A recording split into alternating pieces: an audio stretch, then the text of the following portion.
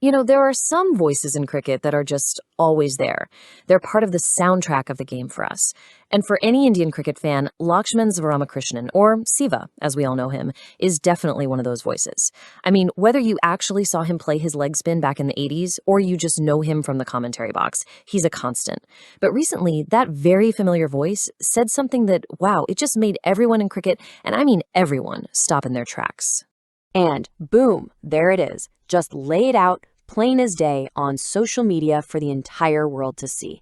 I mean, just think about it. This isn't some quiet rumor whispered behind closed doors. It's a direct quote, a direct accusation, and it's coming from a respected veteran against the BCCI, the most powerful cricket board on the planet. As a fan, you see that pop up on your feed, and it's just startling. Your mind just starts racing with some really, really tough questions.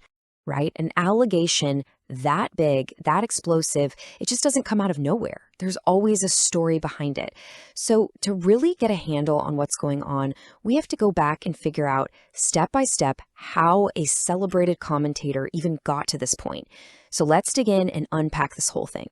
Okay, so the story behind the tweet, from retirement to this huge revelation, it's interesting because this whole firestorm didn't actually start with the accusation. It started with a simple announcement.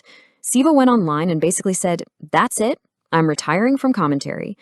But the reason he gave at first, well, it was a completely different story.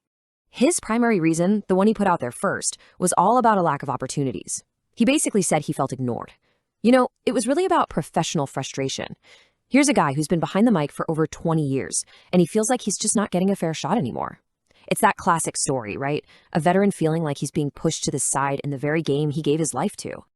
And look, he wasn't vague about it either. He laid out specific examples of what he felt were slights over his 23 years.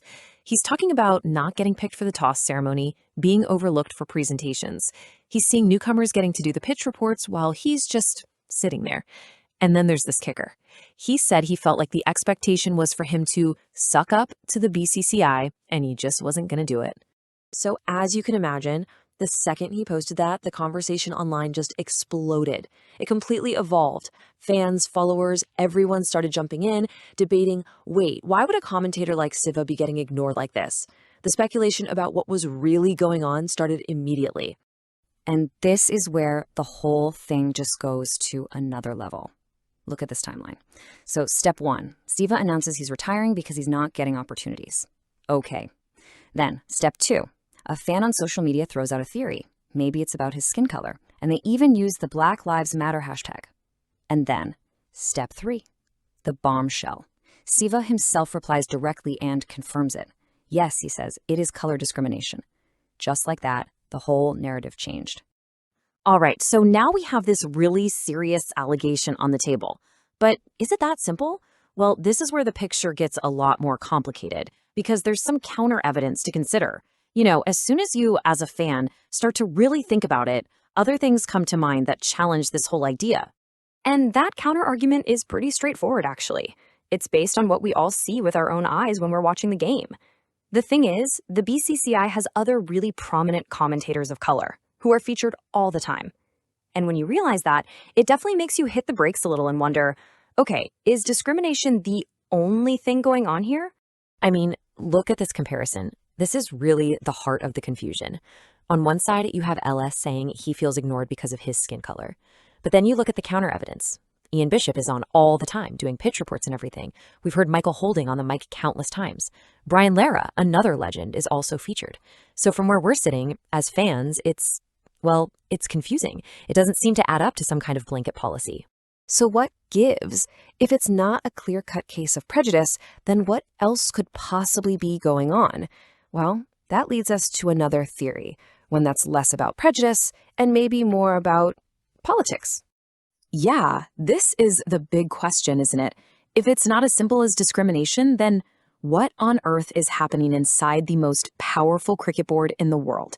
If you can't make the accusation and the evidence line up perfectly, you got to start looking for other reasons.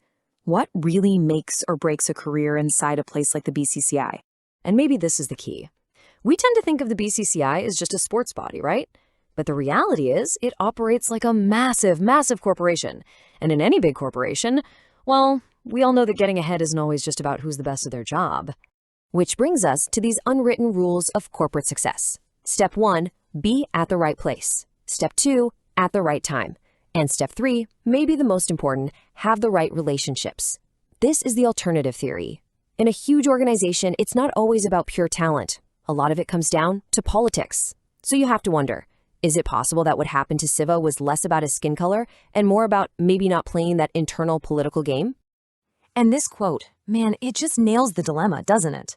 It's so easy to just write this off and say, it's just sour grapes from a guy whose career is winding down. But you can't. You just can't do that.